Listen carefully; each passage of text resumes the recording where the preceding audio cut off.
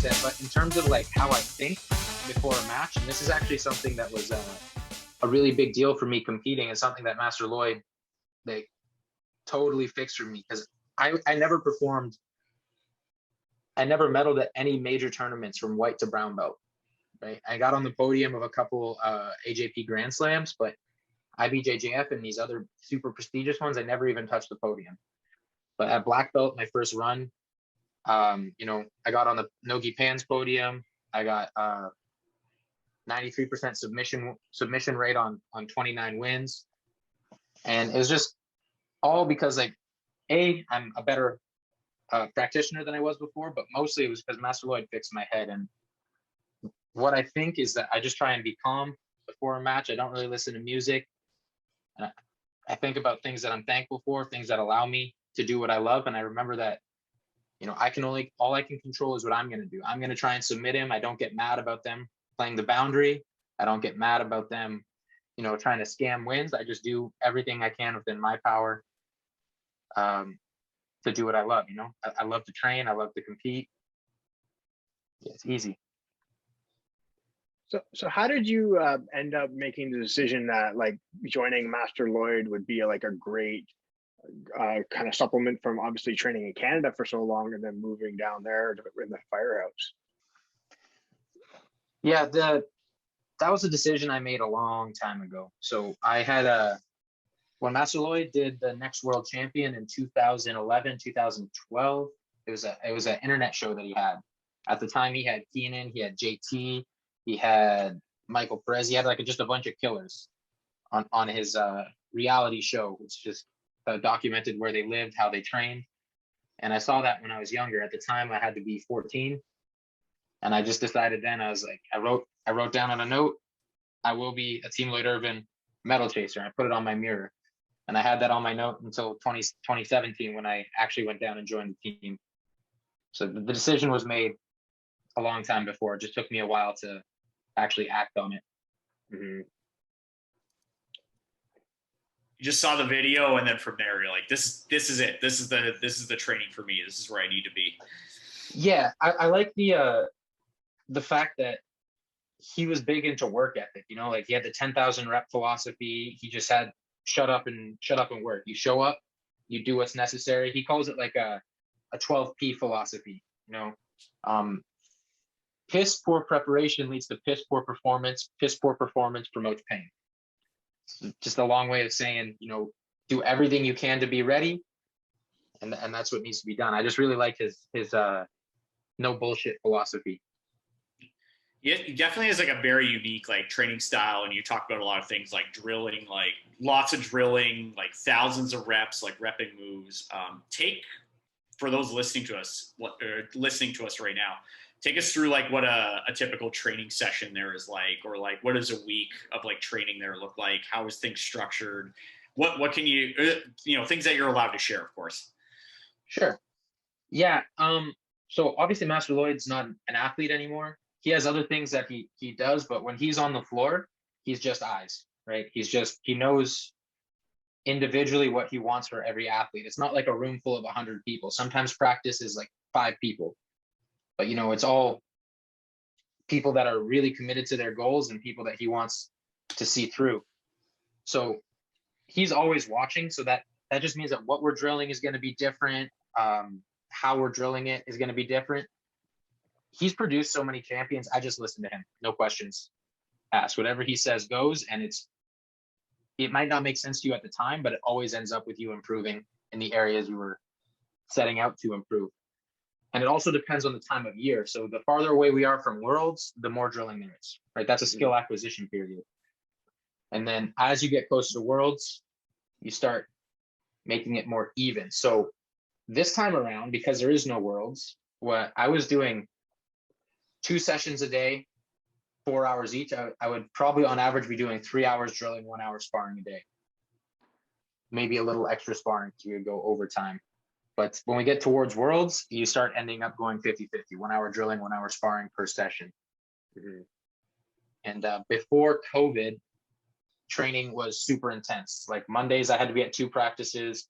Tuesday, I had to be at 3. Wednesday 2, Thursday 3, Friday 2, Saturday 2, and then Sunday off. Before COVID, things were just, it was really brutal to get through a week. You really needed that day off by the time you got to it. Yeah. So like, kind of like, how did you you adjust to like recovery, especially like when you look at all this type of load you're putting on your body and those type of training sessions? How did you like, how was your recovery for one thing?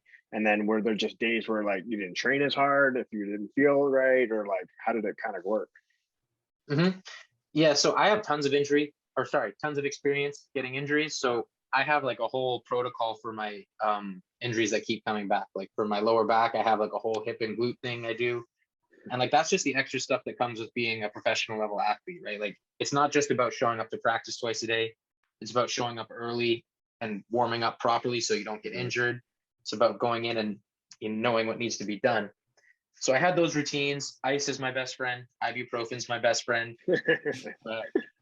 As well, Master Lloyd and Master Donnie, the two head coaches at Team Lloyd Irvin, Master Lloyd being the head and Master Donnie handling the kids program and anyone else who trains with them.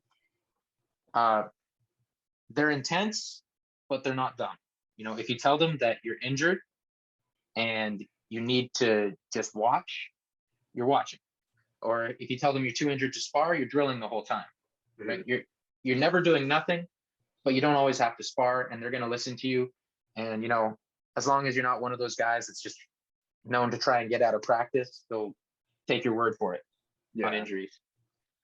Chances are, if you're one of those people trying to get out of practice, you're probably not going to be a medal chaser very long. No, you're not going to last long. That's for sure. No. And there's tons of people who, over the years, come through for a single season. Like you see it, different people, not too many, but you see a couple different people every year who don't return. So how does the medal chasing program kind of work? Like take us through it. If people don't know, is it like an invite process, or is it kind of like they accept you and then you keep going, or like how does that kind of work? So the cool thing is they have like a tiered program. So they actually have people they've brought up from white belt to black belt world champion, like first day of jiu-jitsu to black belt world champion, and Jamil Taylor. Yeah. Some people know him as Shane Hill Taylor. Yeah. He came up through their tiered program. It's like if you show interest, it's A team, B team, C team, whatever. For me, I got in a little bit differently. I was a competitor from Canada, and my instructor at the time had a business relationship with Master Lloyd. And he basically just vouched for me. He said, this guy works hard, this guy actually wants it. And then Master Lloyd, took a chance on me. He let me come out. And he just saw, I was showing up to every practice. He knew I meant business. That was the real deal. So we kind of just built our relationship from there. Awesome. So do you kind of remember, like, because you were saying is like Master Lloyd, he knows what he's talking about. You might not know what's going on right at the moment, but eventually it kind of makes sense. Was there a time where, like, not necessarily questioning him, just didn't understand what he was trying to get for you at that time, and then all of a sudden that light bulb kind of clicked? It's more like there